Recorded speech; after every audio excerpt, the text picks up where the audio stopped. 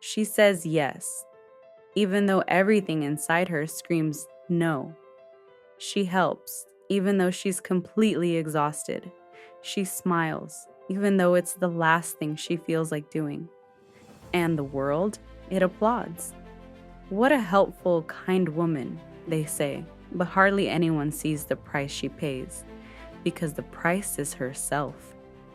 What often looks like genuine kindness is, in truth, an act of fear, not an expression of generosity, but a survival mechanism. The fear of rejection, the fear of disappointing others, the fear of only being loved if she functions. People-pleasing is not a personality trait. It's not a sign of politeness or maturity. It's a trauma response, an automatic form of adaptation that developed not to live, but to survive. The Stoic woman recognizes something in me is reacting not to the now, but to the past. And she begins to look at these reactions consciously. She asks herself, am I truly being kind, or just trained to meet expectations? Because this is where the key to inner freedom lies, learning not only to observe our patterns, but to break through them. As Epictetus said, it's not things that disturb us, but our opinion about things. And it is precisely that opinion we can change. In this video, you'll learn how to recognize this reflex, expose it for what it is, and replace it with something real, self-respect.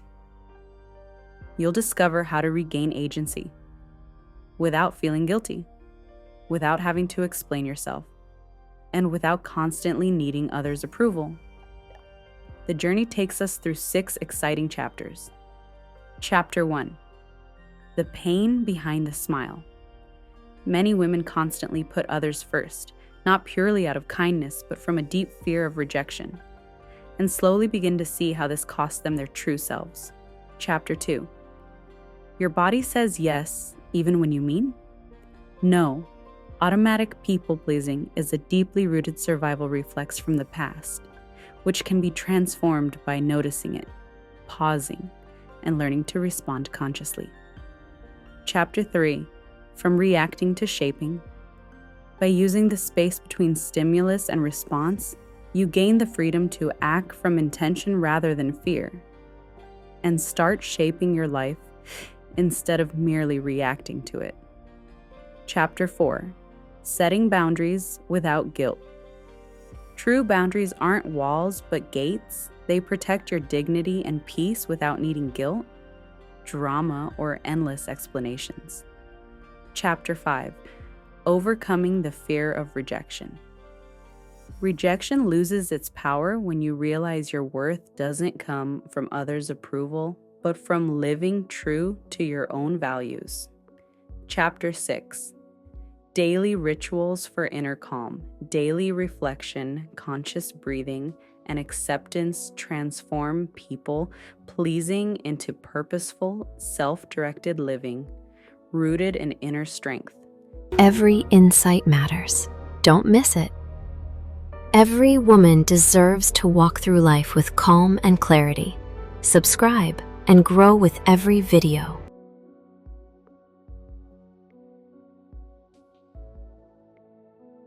She gets up earlier in the morning so no one has to wait. She writes the birthday card for the colleague everyone else forgets. She patiently listens when her friend talks about the same problem for the 3rd time, even though all she really wanted was a quiet evening. She laughs at the family gathering, even though her uncle's comment just hurt.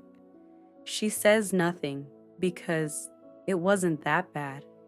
And in the evening, she lies awake in bed, wondering, why do I feel so empty, even though I was there for everyone? What looks like kindness is often a reflex, a desperate attempt to be liked, to not stand out, to not be a burden. Because deep inside, there's a belief. If I do everything right, no one can reject me. People-pleasing isn't a personality trait. It's a learned survival strategy, an automatic adaptation born out of fear. Fear of not being enough, fear of causing guilt, fear of seeming selfish. Many women carry this quiet conflict within them, not because they're weak, but because they had to be strong. In childhoods where being considerate was rewarded and resistance was punished. In relationships where harmony mattered more than truth. The modern Stoic woman is beginning to see this. She no longer looks away, she observes herself. Not with harshness, but with curiosity, she asks herself, am I acting out of compassion or out of fear?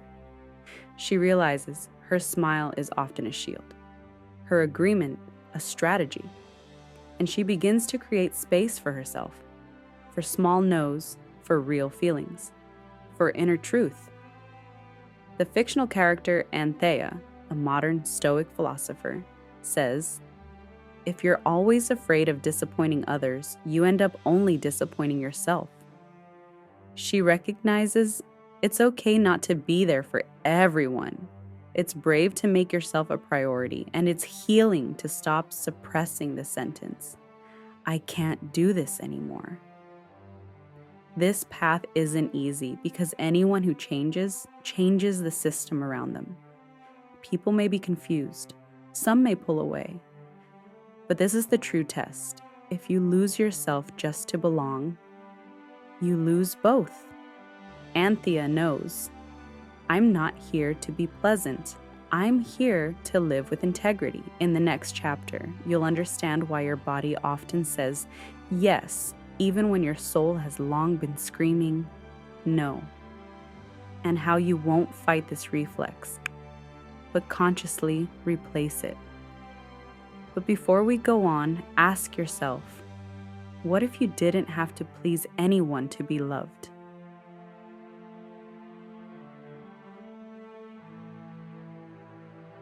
It happens in milliseconds. A colleague asks for help. Even though you're overwhelmed, your mouth opens and says, sure, no problem. Meanwhile, your stomach tightens. Your shoulders slump ever so slightly. Because you know that wasn't honest, but it was automatic. This reflex runs deeper than your will. It lives in your body, in your nervous system, and that's where the root of the problem lies. People-pleasing isn't just a behavior you can snap out of. It's not a bad habit. It's a deeply wired survival mechanism, learned and formed in moments when your no was ignored, as a child, as a teenager, or in earlier relationships.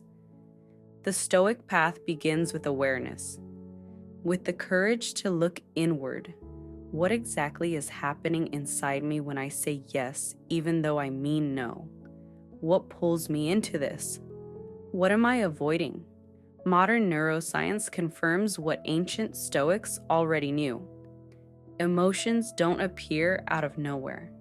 They follow patterns, thoughts, and physical signals. If you're constantly driven to please, it's because your body has learned approval equals safety.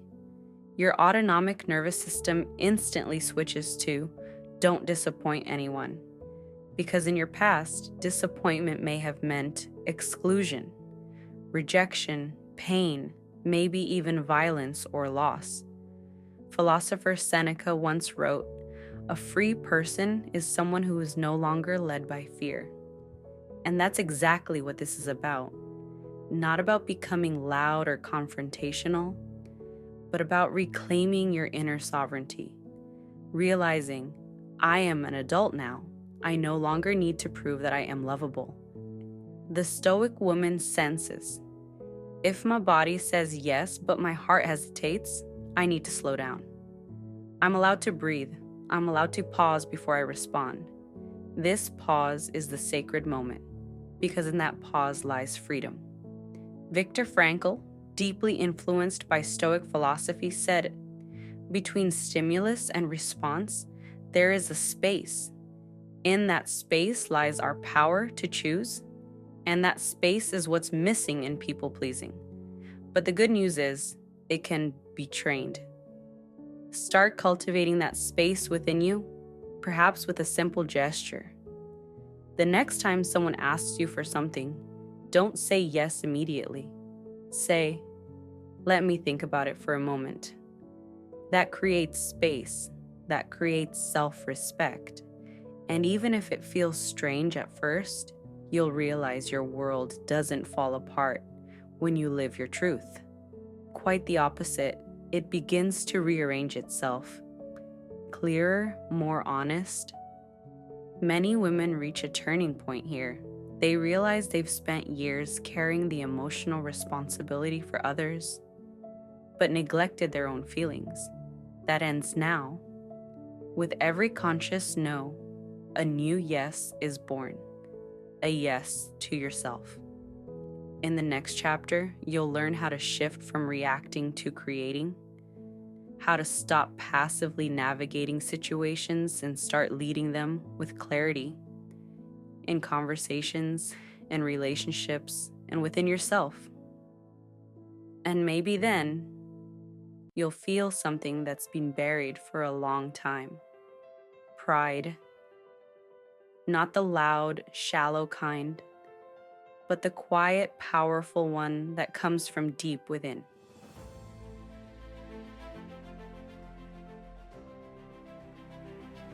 Most people live on autopilot, especially when dealing with others. A stimulus triggers a reaction, an impulse arises, and we respond reflexively, without pause, without control. But for the Stoic woman, this is a state she no longer wants to accept. Because to react is to be controlled from the outside. To shape, on the other hand, means to reclaim responsibility for your own life. Imagine you're steering a ship. The wind and waves are strong. The autopilot keeps the ship on course, but only until a storm hits. Then, it gets overwhelmed by the forces of nature. The same thing happens in everyday life. Demands, expectations, and requests constantly rain down on you. The autopilot says yes, just to keep the storm from getting too fierce. But in doing so, you lose your own course. The Stoic woman sees this storm and understands. I can't control it, but I can control how I respond. Epictetus put it perfectly.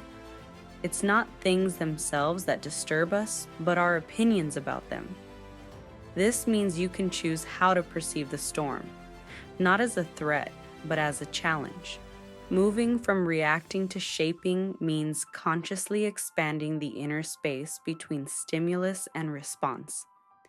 In this space, a new sense of freedom emerges. It's the freedom to say no when your heart truly means no. The freedom to set boundaries without guilt. The freedom to put yourself first without selfishness. But how do you actually do this?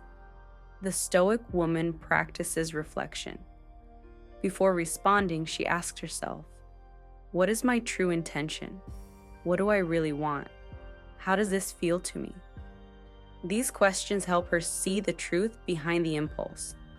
In practice, this might mean pausing instead of immediately saying yes. Giving space to your own needs. Instead of reacting out of fear of rejection, she acts from a deep sense of self-respect, and that changes everything. It isn't always easy. Old patterns run deep. The fear of disappointing others, of losing them, of being alone, it keeps coming back. But the more often you use the space between stimulus and response, the stronger your inner voice becomes, and the less power fear holds over you. Seneca said, "Courage is not the absence of fear, but the realization that something else is more important than fear." For the Stoic woman, that something is her inner freedom, her dignity, her self-determination. You'll notice how your everyday life begins to change. Conversations become clearer, relationships become more honest, and you'll feel a new strength within, because your life is no longer controlled by others, but shaped by you.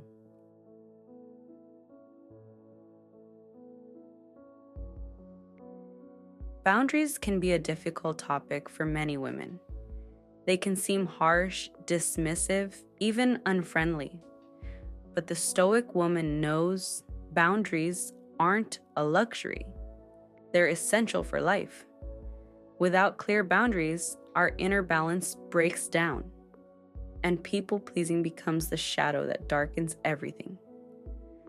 Society often teaches women, be agreeable, keep everyone happy, put yourself last.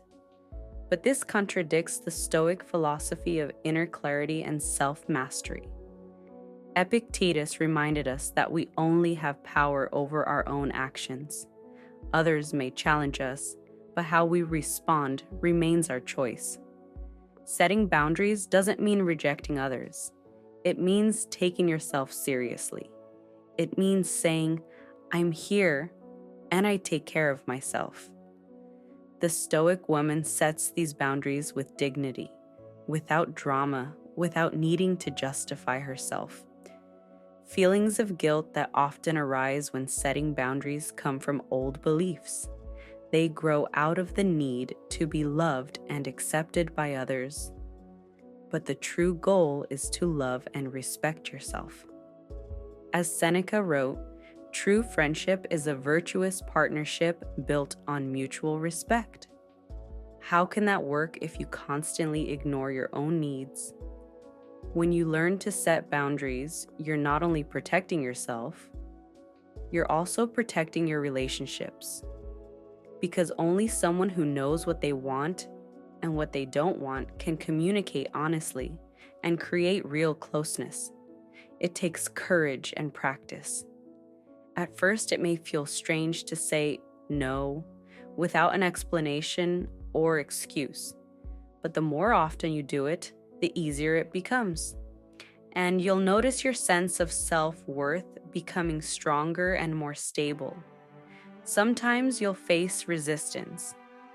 People may test your boundaries or refuse to respect them. That's normal in those moments. A Stoic mindset helps you stay calm. You recognize that you can't control others, only yourself. The goal is to create a healthy space where you can protect yourself while staying true to who you are. A space where you act neither out of fear of rejection nor from the desire for approval. In this chapter, you've discovered that boundaries aren't walls, they're gates. Gates that open to more freedom, greater self-respect, and deeper inner peace.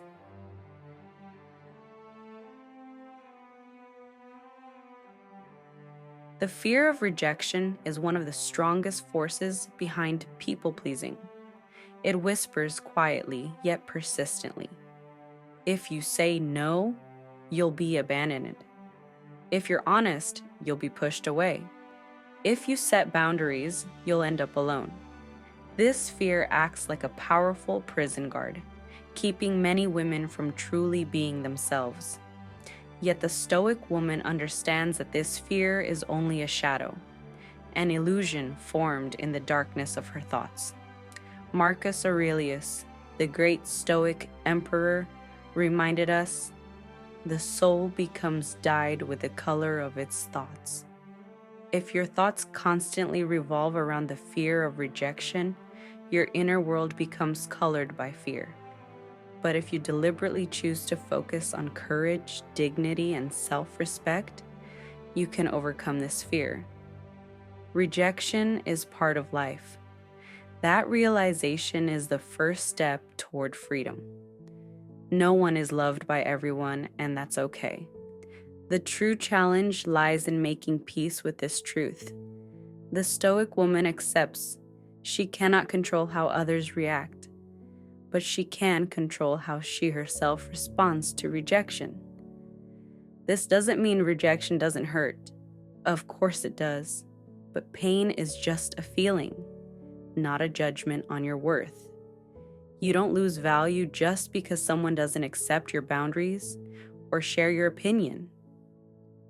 Seneca taught that it's not things themselves that disturb us, but our opinions about those things. Change your thoughts, and your world changes too. A powerful practice is to remind yourself again and again. Your identity doesn't depend on the approval of others. You're not the sum of the opinions spoken about you. You're a unique being with your own dignity, independent of external validation. This also means letting go of control. Control over what others think, feel, or do. And that brings great freedom. When you stop trying to please everyone and instead choose to be true to yourself, your life transforms fundamentally. In practical terms, this might look like taking a deep breath in moments of doubt, observing your inner dialogue, and consciously adopting a different mindset. Choosing courage over fear, trust over doubt, presence over avoidance. The Stoic woman uses the fear of rejection as a training ground for inner strength.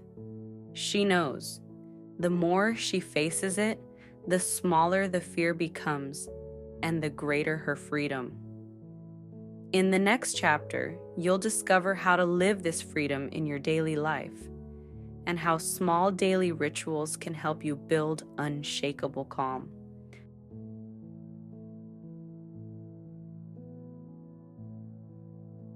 Everyday life presents countless challenges for every woman. For the Stoic woman, however, serenity is not a matter of chance. It is the result of conscious choices and practical rituals. These small yet powerful habits help strengthen the mind, maintain inner balance, and gradually shift from people-pleasing to truly self-determined action. One ritual deeply rooted in Stoic tradition is the morning reflection. Even Seneca recommended starting the day by thinking about the challenges that might lie ahead. The Stoic woman deliberately takes time to prepare herself for possible situations. Where might I need to set boundaries today? Where could my fear of rejection show up? And how do I want to respond? This ritual creates clarity and reinforces her inner posture. Another important moment is the evening reflection. Before going to bed, the Stoic woman looks back on her day, honestly, but without judgment. What went well? Where did I react too quickly? Where did I choose freedom? This practice helps her learn from her experiences and steadily grow her inner strength. Breathing exercises and short meditations are also part of her daily routine. Inhale through the nose, exhale through the mouth, place both hands on your belly, and focus solely on your breath. When your mind starts to wander, gently guide your thoughts back to the breath. Do this 3 times for 3 minutes each, and repeat the ritual twice a day. In moments of stress or uncertainty, the Stoic woman uses conscious breathing to calm her mind and return to the present moment. This simple technique helps interrupt automatic reactions and instead act with intention. The Stoic philosophy constantly reminds us that life is unpredictable. Instead of fighting against the current, the Stoic woman learns to move with the waves. She accepts what she cannot change and invests her energy in what is within her power, her attitude, her choices, her responses. This daily practice becomes an inner training for freedom and self-respect. It dissolves fears, breaks old patterns, and opens the path to a life no longer ruled by the fear of rejection. As we close this journey, it's worth taking a look into the future. What could your life look like if you truly internalize these principles? If you freed yourself from the burden of people-pleasing? If you bravely set your boundaries and strengthened your freedom every day? The Stoic woman knows it's a process, not a destination. But with every step comes more calm, more clarity, and more joy. And this freedom is priceless. In this video, you've learned why people-pleasing isn't an act of kindness, but a trauma response. How to recognize this reflex, consciously shape your reactions, set boundaries, overcome the fear of rejection, and cultivate inner calm through daily rituals. Stay curious and brave, because the most important journey is the one that leads back to yourself.